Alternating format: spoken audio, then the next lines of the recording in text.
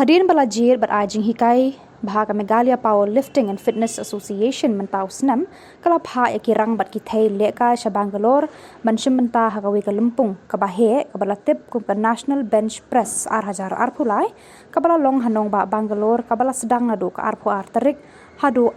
tarik Naiwieng 8,000 arpulai Haba phai sha ka jing lehkai wat lada ka Jylla Meghalaya kilami ban let yakun hakani ka lympung kimla ban Khur bun ki Takma hendrei ka jing sarong ka nongbah kidon ki bala ban Khur ya ka nam hakani ka kenti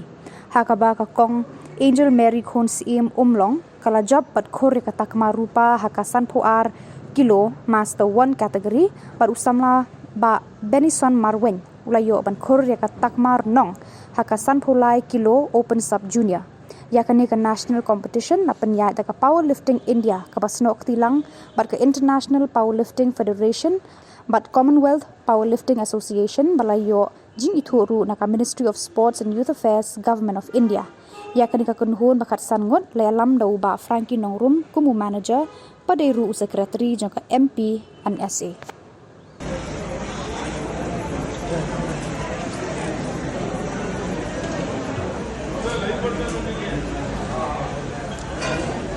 Benison Marwein, jied, and hakawei.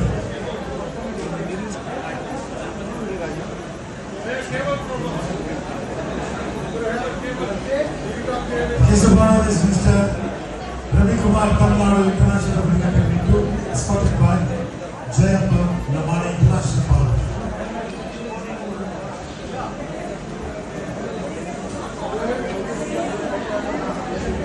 59 kg sub-juniors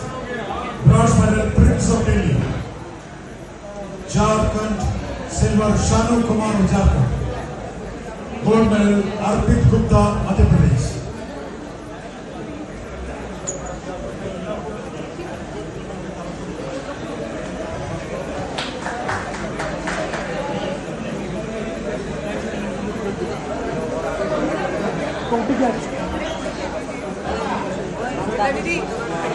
video बना लो आप